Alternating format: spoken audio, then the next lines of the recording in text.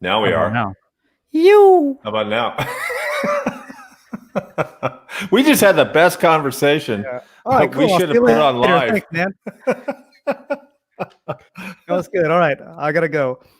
I got to do my introduction. All right. I met Alan in prison. I don't know if it was Chino or Folsom. I don't didn't remember. recognize you from the front. Yeah, he shanked someone for me. So welcome to the Shut Up and Ride podcast, where we get your A game together, boys and girls. We interview mountain bikers, free riders, and generally cool people. And I'm just a big fan of Alan. I've just kind of been a fanboy on the side for a long time. And we don't even ride the same kind of mountain bike. By the way, what does MTB stand for in MTB Allen? Meatball. I thought so. So I'm such a dick. Alan, please introduce yourself. Hey, everybody. I'm Alan from the MTB Allen channel. I basically use the channel to take the stoke I experienced on the trail and amplify it and send it out to all y'all and hopefully get you stoked. Nice. I just made that up. Is that good? That was really good. Should we address the elephant in the room? Like, how come you have the best face furniture of anyone I've ever seen? I mean, that's amazing. It's not the first. I think I did this a while ago because you know Lemmy from Motorhead. A little bit, yeah. Yeah, so he kind of does that, and it makes you look like a real jerk. And you know, I'm such a nice guy. I needed to offset that a little bit, so that's kind of where it started. Let me ask you something for real. Like, you see Alexander from Singletrack Sampler, who's excellent work. I'm glad he's back. But I've always wondered, like, what if you get tired of that? Now that you're a YouTuber, congratulations, by the way, on 5,000 subscribers. That's a big deal. Thanks. Congrats on 7,000. Thank you. Do you feel like you might not be able to shave that? Because your logo, like, you're obviously a very talented graphic designer. It's on brand. Yeah, I don't know. It'd be off brand to shave it, but who knows? I'll have to start a different channel, I think. Makeup Allen. Yeah. I hear makeup channels actually work. Well, yeah. It would be MTB Shorn. Just shorn it. What kind of mountain bikes do you have? I have one mountain bike, even though there's two behind me. They're both Santa Cruz Bronsons, and one of them belongs to my redheaded Texan wife. So Santa Cruz Bronson, brand new or relatively new, 1 year old, something like that. Yeah. You know, I'm curious about Santa Cruz because a couple of years ago, the CEO of Santa Cruz said, "There's no way, no how, we will ever have an EMTB. No way." And they just came. The only reference I found was him saying they'll never create a fat bike. I couldn't find him saying they'll never create an e-bike. I found it today. I think he said it in Outside Magazine, and I was blown away. I'm like, dude. But I've ridden a Heckler, and it's really cool, and it's $8,500. Yeah, but Roskop he's a personality, and I'm sure, is that who you're talking about? Yeah, I am. Yeah, I'm sure you know. Do you know Ken? Oh yeah, AZ Dirt Life. What's up, Ken? This guy's Charger. And oh, by the way, let me do something really quick. I want to talk about the people that are coming on. I'm really lucky. I'm getting Sean from Horns High, Justin from 1MTB. He just bugged the crap out of me. Actually, he's a cool kid. And I want to do a big shout out to Matt of Hunt Style. Matt is a medical professional, and he's getting his ass kicked right now, and he's doing God's work. So way to go, Matt. Mo and Hannah will be on from Awesome MTB. Allie Clarkson, who both me and Alan know. Stefano from Blind Stuff. I had lunch with him last year. Jeff Lenosky is lost somewhere in America. I have no idea where he is. He's coming on. Rob with Rob Rides EMTB. And by the way, if you want to know how to film A+ video, watch that guy. Seth from Backyard Trail Builds. RC from RC Outdoor Gold, who snuck in last week. And Ben, who gives me endless shit of XC Ben. So let me ask you this. Have you ever regretted selling a mountain bike? What I've come to find out is, do you become emotionally attached to your mountain bikes? Yeah. I mean, I've never regretted selling a mountain bike, and I've really only sold one, which was no, I've sold two. Yeah. But I've never regretted it. I've always enjoyed having them around and kind of connecting with them and enjoying what they bring to my life. But at a certain point, you outgrow it, and you just wish it well and try to find somebody who. I also like to name your bikes. No, well, actually, I named the Bronson mostly for Strava. I needed a good name for it, so it's called Brawny Blue. But I haven't named any of those ones. Best name ever. Let me ask you this. First of all, two things, and I've decided on this question. It's always been, are 26-inch wheels dead?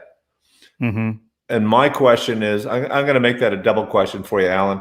Are they dead, and did you start at 26? I don't think they're dead unless we're talking about trail riding or downhill, or even XC. But they're still alive and well on the dirt. I technically started back in the early 2000s, I guess, and I was on a 26er back then, but that didn't go very well.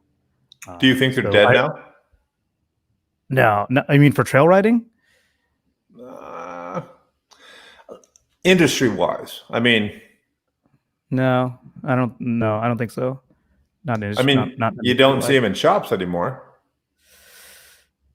You mean like on a full suspension mountain bike, with you see them as downhill, big stanchion, that's Jordan Boostmaster kind of stuff, but you don't. No, yeah. Even Walmart doesn't sell a 26. Let me ask you this. Marty Richards, I guess we could do it this way. Marty Richards is asking you, what are the COVID-19 lockdown mountain bike public trail rules for Cali? That's a great question, because we just apologies if you're going to hear sirens and stuff, because I'm in the garage. We just had like the OC trails, the Orange County parks. They just shut everything down. Previously, they were saying like no car entry into those parks, but you could still access the trails. But I believe they've shut down like all the trails. Are you riding, Alan? Well, we'll see what happens this weekend. I rode last weekend, but I do know some like single track and stuff around that's like not like part of any like actual parks. So I will be riding. Yeah, I've avoided trying to other than people I know, really opining about the whole thing. And actually, that's kind of what this podcast is all about. We certainly have a serious situation going. Yeah. Here's a good one from Ken. He said, have you ever regretted, and I'm banking this a question from him, have you ever regretted buying a mountain bike? Did you ever get the wrong one? No. I mean, I've only bought 3 for myself, and they were never the wrong what's your bike. 3? The first one I had was a Specialized Rockhopper 29er hardtail XC bike. And then after that, I got a good rig. Yeah, it was pretty good. It liked to throw me over the handlebars on a regular basis, because I was trying to ride it more like a jumper. And then I got an Intense Recluse after that. That was pretty fun, and then stepped it up to the Bronson. So those are the 3 bikes. Wow. Are But yeah, you I've a never gearhead? I'm still, I've listened to a couple of these podcasts and I'm still not really sure what that means. Like, Well, for instance, do you know what your back hub is, the brand? yes, Like, it's, I have no idea what mine is. It came with my bike. yeah, I guess I'm not a gearhead. Well, that's like I hate when people go out and buy gear. There's only one reason to buy gear, really. If you think it's cool and it makes you feel cool and it makes you feel good, then get it. But I see I mean, people getting I'll tell you this. I want an Onyx on the back of that thing. I want a silent hub, and also like the high level of engagement on that thing. Like that's what I'd want. that's so funny you say that. I battled Shane and I'm like, I love the bees. I love to hear it. Everything about it. It is awesome, awesome, awesome. Mm, Um, yeah. so Alan, you have a Yes. mountain bike company. What's it called? You make bikes. What's your company called? Sangma Cruise. I like that. Cruise. Z. Sangma. Like my last Sangma name. Cruise. Sangma Cruise. What do you manufacture? So we would have the bromad and the bronson. I think I've And that's it. had. I'm trying to decide how many people I've had on here, and you win. You win whatever that was. There's like 11 people. Those are the best names I've heard. All right, what needs to change in the mountain bike industry, if anything? So I was thinking about this, and my answer is nothing and everything. You'll hear people complain that like they're always introducing new standards, but then you'll also hear people say that the industry isn't progressing quickly enough. And I think as long as the industry keeps progressing and keeps doing new things, keeps changing things incrementally over time, then we're good. If we get static and we stop changing, that's not so good. All right, I thought of this today. I thought of you today, and I know you're a 10 times better rider than I am, and you're a different kind of rider than I am. I'm a trail guy. I think I could safely say I'm more of a send it guy. But I remember I bought a kayak, a sea kayak, about 30 years ago, and then I was poring over specs and whatever. And then eventually someone told me that if I bought a fiberglass kayak that was super stiff, only a Olympic paddler could tell the difference. Can you tell and that's my thing with mountain biking. Can you tell the difference from a single upgrade, from slack, from like, or can Yeah. you get on any bike and have a great day? Yes and yes. Okay. Like, yeah, I mean, like, you can always have fun on a bike. I rented bikes when I was in Portland, and we had fun riding around Portland on those Nike city bikes or whatever.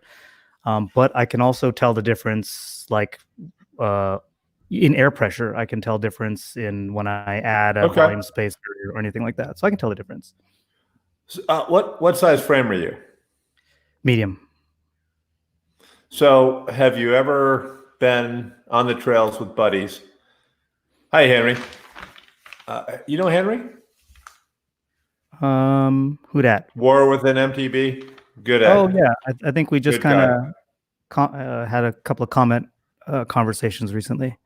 What's up, buddy? Have you ever been on top of a hill and a buddy of yours has a different bike, medium frame, and you trade? Have you ever done that? And then you go, holy shit, your bike sucks. Or your bike's a lot better. No, I mean the closest thing I would say is like demoing bikes, like going to a demo fair and then riding a bunch of different bikes. Okay. And in that case, I mean, granted, they were all new bikes, but none of them sucked. Just there was some of them that I didn't get along with, but I understood them. Like, oh, this is what this bike wants to do. I don't want to do that, but it wants to do that. That's really well said. I mean, I think so many people pick the wrong bike. Like in my area, like in this asshole's area, this guy's charging down South Mountain every day. In my area, go ahead. Sorry. Yeah, in my area, we're all trail riding. And so you see more people buy trail bikes and they're trying to go on South Mountain and they're like, this is hard. And then you see guys on enduros where I ride and you're like, this sucks. And I think that would be my answer about somehow getting. Yeah. What's your worst injury ever? Oh man. It's actually surprising that I'm still riding. I've dislocated a bunch of fingers. I've separated my shoulder, but I think the worst one was breaking my wrist. And the worst part of that was dislocating the lunate. So basically jacked. It's still like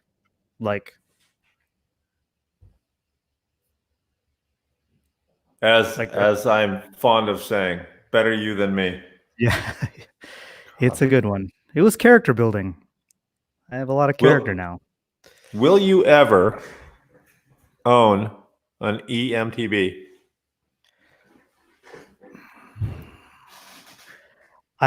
So you could ask me the same question. So you could ask me the same question about would I own a fat bike or would I own a XC bike? Let's do that. Would you own a fat bike?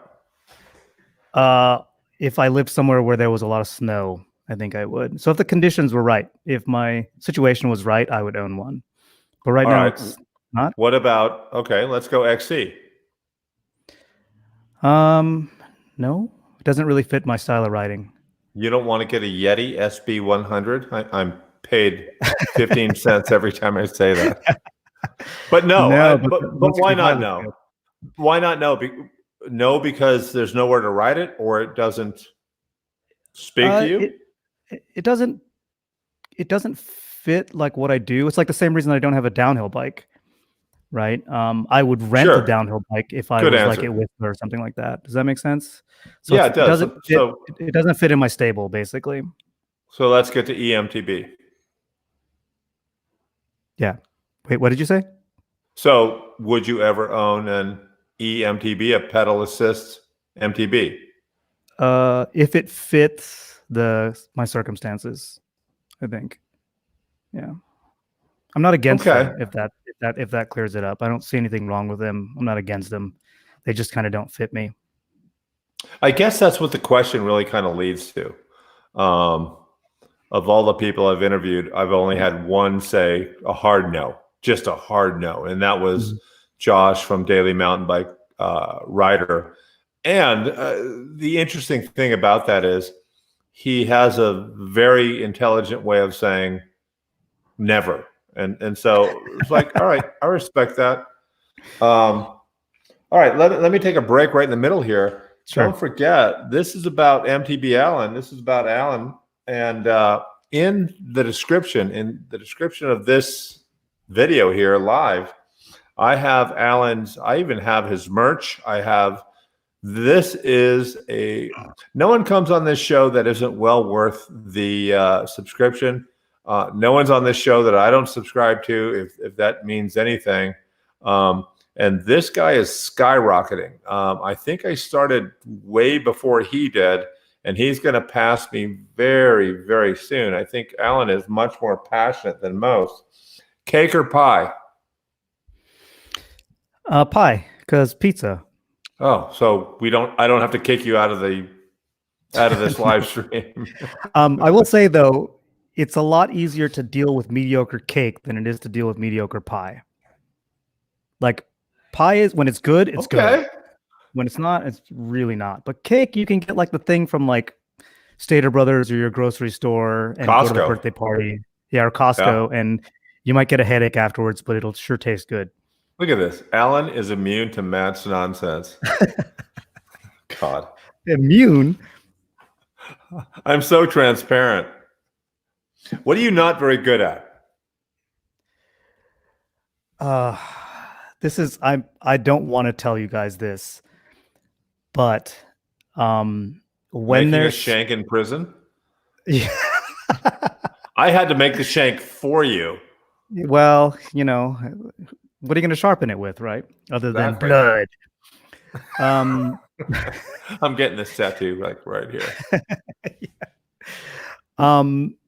When there's something to be done, when there's a task at hand, I tend to let people's feelings fall by the wayside. So I'm really not good at like maintaining sensitivity to human feelings. When Maybe there's that's something. the most honest answer I've gotten from that question. From wow, and maybe because part of me is that. So you're a superhero. What's your superhero name? Oh man, I totally didn't do this one. I knew this question was coming, but I I didn't only even sent you this 10 minutes ago. yeah. Be more prepared next time. Yeah, Sang Monster. That's actually a nickname that was given to me by a bartender. No, a barber. Sang Monster. Superpower. I'm impervious to people's feelings when there's a task at hand. Okay. What's that called in the real world? Oh, talent is what that's called. Getting shit done. Eric Ramos has an interesting question. Why did you both start vlogging? This guy's a good egg, by the way. Vlogging. What's up, Eric? You go first. Because I'm bored, because my kids have grown and moved out of the house, because I like talking to interesting people. I mean, this has allowed me to talk to people around the world, like Alan.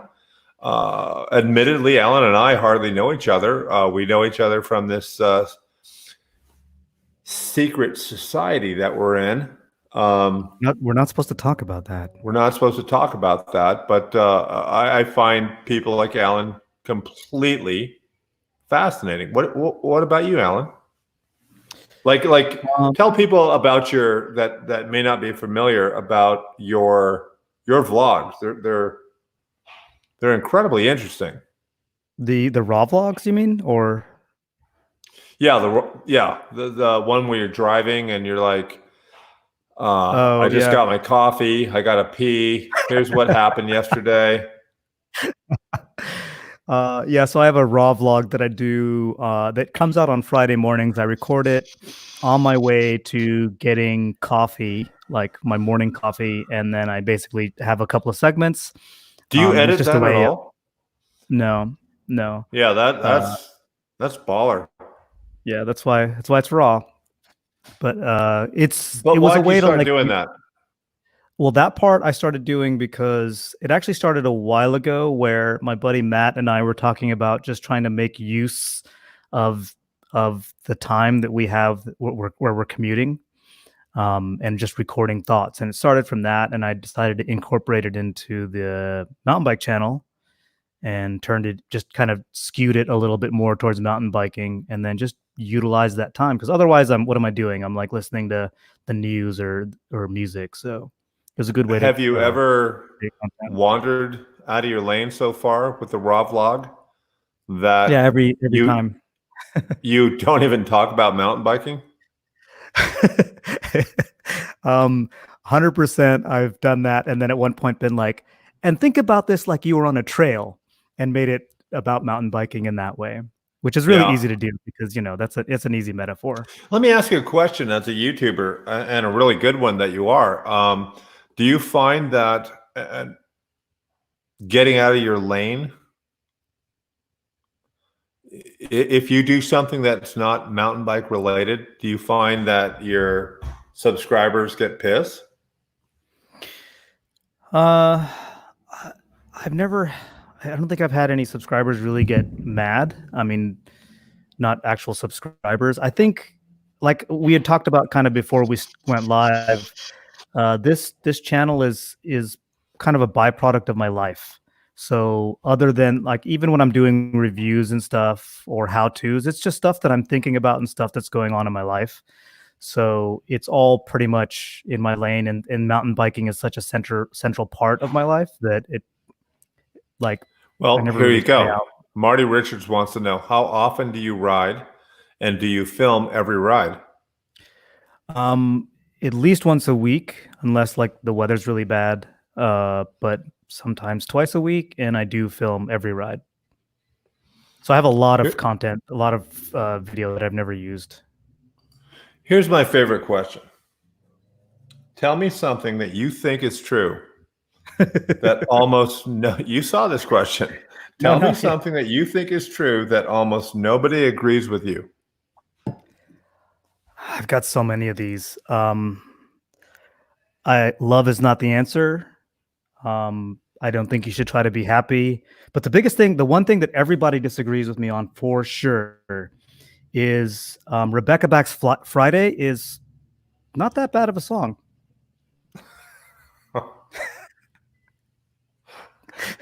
Okay. I mean, really, it's about partying on the weekend. What's wrong with that? You don't win. You don't win. Joe from Mr. Tonka won that one because he totally Yeah, baffled he me. was. Flat Earth. Yeah. What do you wish you'd known before you started out?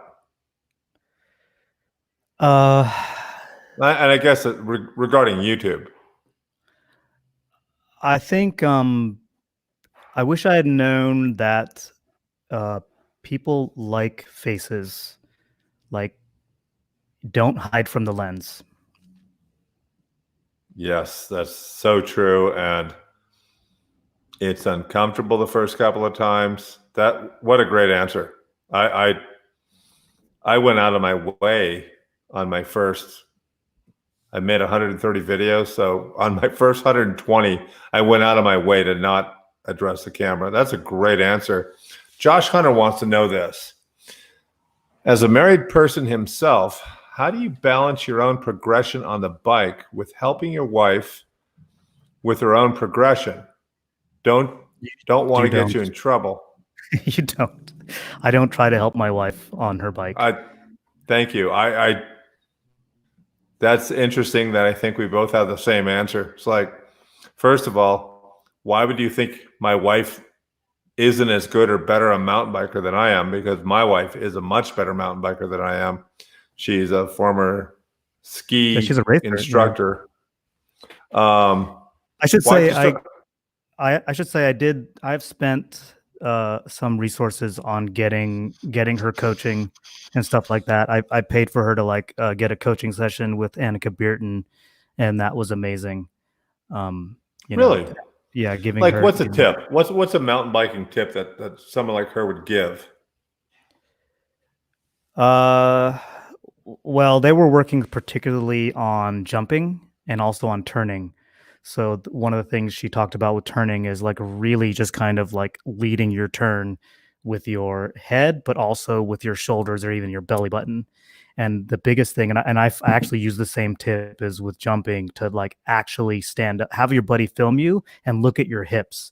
Most of us don't ever open our hips when we jump, and yeah. That was Look at this. the two main tips. Yeah. Matt taught his wife how to ride and flip the bird. No, she already knew how to. And by the way, that's a deep dive into my channel. That was back when I was called Mountain Bike Advice. What are you curious about right now, Alan? And by the way, it has nothing to do with mountain biking. I'm generally human behavior. So I'm a designer by trade, and if there's one thing you learn as a designer, especially if you're doing research and seeing how people actually behave, none of it makes sense. And trying to get your head around why people do what they do. I mean, toilet paper shortages. I mean, how did that happen? I don't know. Human behavior is really interesting to me. It is. Well said. What's something that you failed at? That's just what I do as a designer. It's a great answer. It's what people should do. You should fail over and over and over. And if you're not failing, you're not progressing. Yeah. And if you're not willing to fail, you're not going to progress. Right.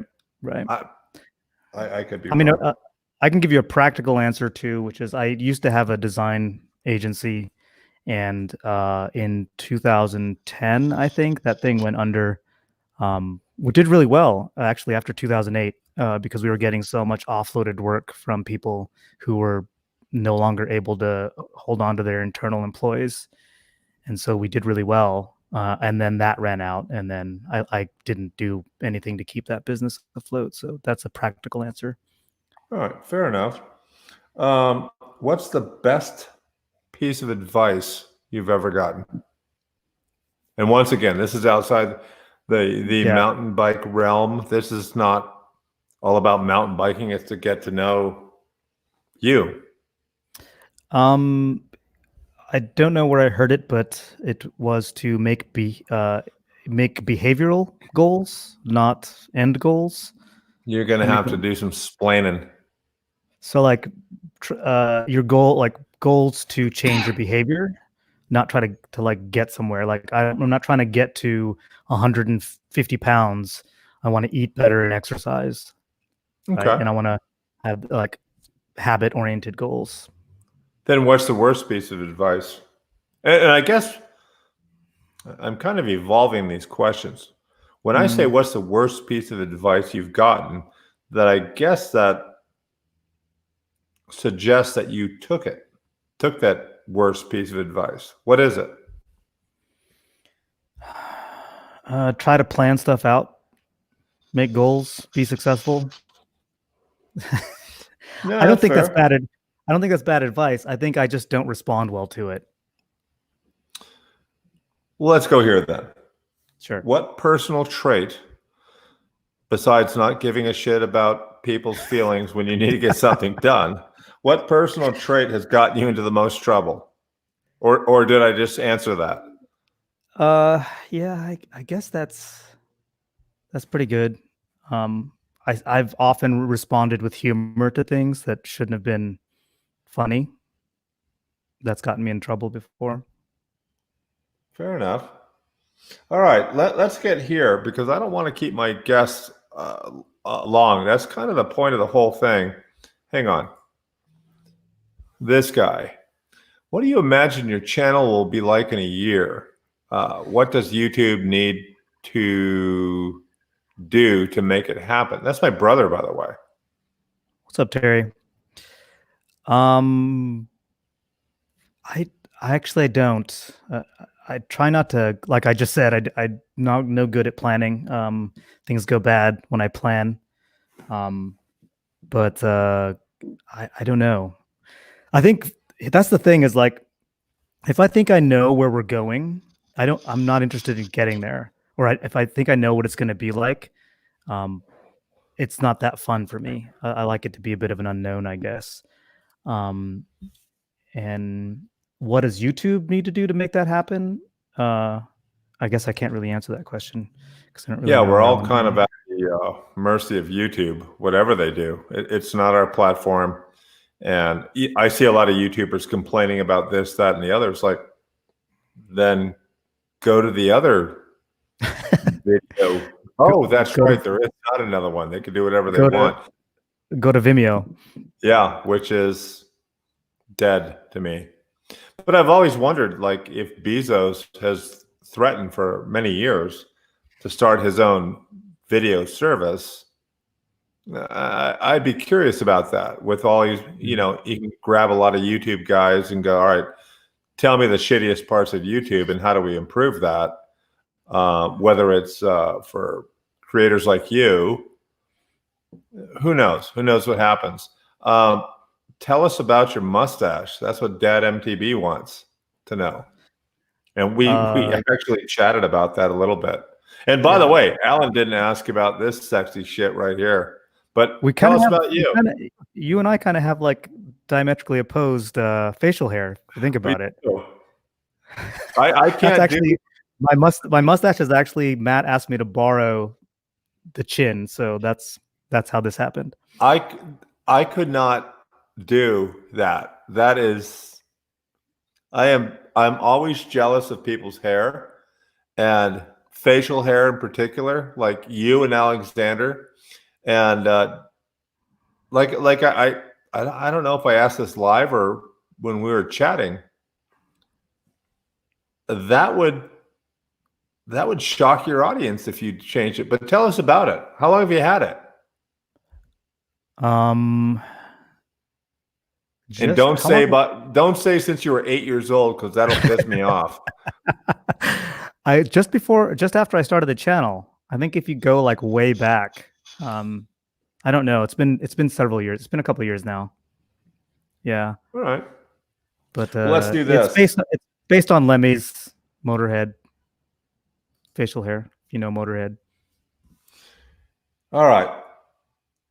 If you guys have more questions, and actually that kind of worked out really well where they were asking questions all the way throughout. I thank you everyone for doing that. That's a pretty that was kind of a good way to do that.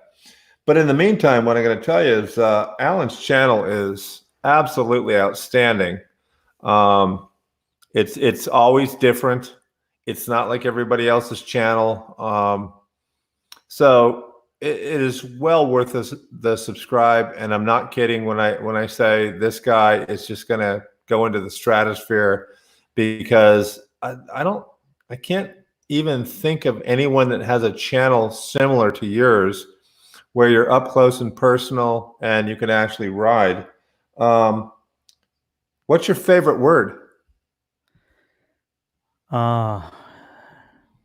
Yeah. I say that a lot. What's your favorite curse word? Go ahead. Balls. Demonetize this. It's balls. Balls is your favorite curse word? Yeah. Well, that's okay. I mean, the fun thing about balls is you can add it to anything and it's funny. What's up, Matt Balls? So you're going 28 miles an hour, got your hair on fire. You go OTB, you separate your shoulder, and you say balls. No. That you like. I say, do you really want me to? Do you want me to demonetize you, or? I don't give a shit. Okay, that's what I say. That's what I say all the time. I say shit like when I crash or when I'm about to crash, and I don't even mean to say it. It just happens. I think there's a massive difference on YouTube between shit and the F-bomb. There just seems to be, and on TV as well. Let me ask you this. Go ahead. Go ahead. It was just a technical thing about YouTube that I read. Go ahead. I want to hear it. They were saying that they don't mind so much if you curse later in your video.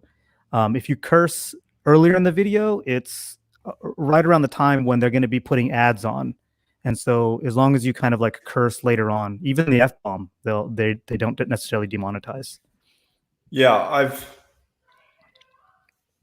to be very honest, of all of these interviews I've done, none have really technically been demonetized. Biker,